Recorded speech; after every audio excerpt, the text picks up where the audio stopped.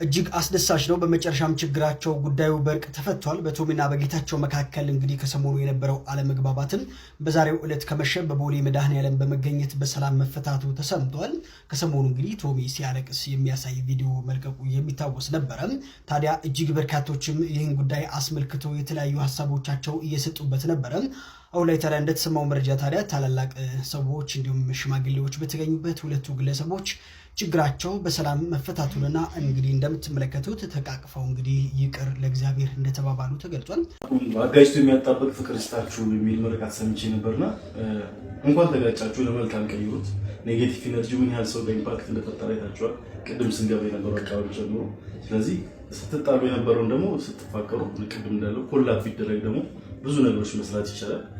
እዚህ ደግሞ ከካሜራ ጀርባ ያላችሁ በጣም አድርገን እናመሰግናችኋለን። እናንተ ባትኖሩ ይሄ ነገር የመሆን እድሉ በጣም አናሳ ነው። ያው ከእግዚአብሔር ቀጥሎ እናንተ ናችሁና ሁላችሁ በተለይ ደግሞ ሶሻል ሚዲያ ላይ ያላችሁ ኮሜንታተሮች በተለምዶ እባካችሁ ኔጌቲቭ ነገር ሲሆን ነገሮች ለማረጋጋት ሞክሩ። ቆም ብላችሁ ነገሮችን ወደ ሰላም የሚሄዱበትን መንገድ ፈጠሩ እባካችሁ አደራ። ነገም በእናንተ ቤት ይገባል፣ ነገም በእናንተ ቤተሰብ ይደርሳልና ኮሜንት ከማድረጋችሁ በፊት ትንሽ ደቂቃ ወስዳችሁ አሰብ አድርጉ። ይሁን እናንተ ትናንት አባላችሁ በምትችሉት መጠን እነሱ ዛሬ ፍቅር ሆነዋል። እነሱ የመጀመሪያዎቹ አይደሉም። ሶሻል ሚዲያ ላይ ጸብ በተነሳ ቁጥር ሁሉ ነገሮች የምታራግቧላችሁ ዞር ነው ሲጋጠሙ የምትሉት የላችሁምና እባካችሁ ከአሁን በኋላ የምታሩት ነገር ኃላፊነት ወሰዱ። እናንተ ደግሞ ጊዜ ላክልኝ። ከዚህ በላይ ደግሞ ብዙ አብራችሁ ለመስራት ያውቃችሁ።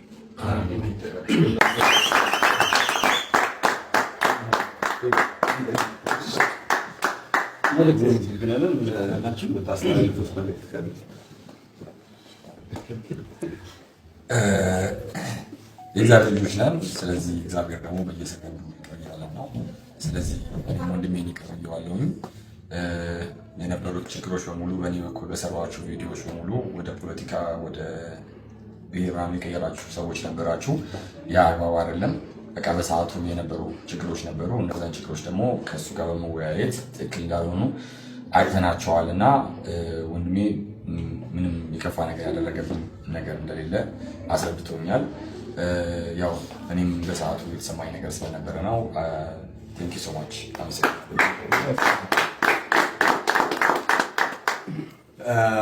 እንግዲህ እዚህ ያላችሁት የምታዩዋቸው እና ከካሜራ ጀርባ ያላችሁ በጣም እናመሰግናለን።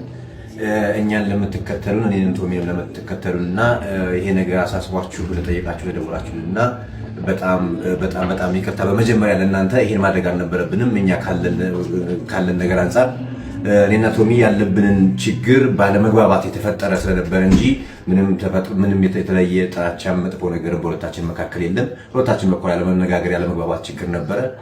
ይቅር ተባብለን ፈተነዋል እና በጣም እናመሰግናለን። ሰፖርት ላደረጋችሁን እና ይሄ ነገር ልክ አይደለም ብላችሁ ለገሰጻችሁን በሙሉ እግዚአብሔርና ፈጣሪ አመሰግናለሁ።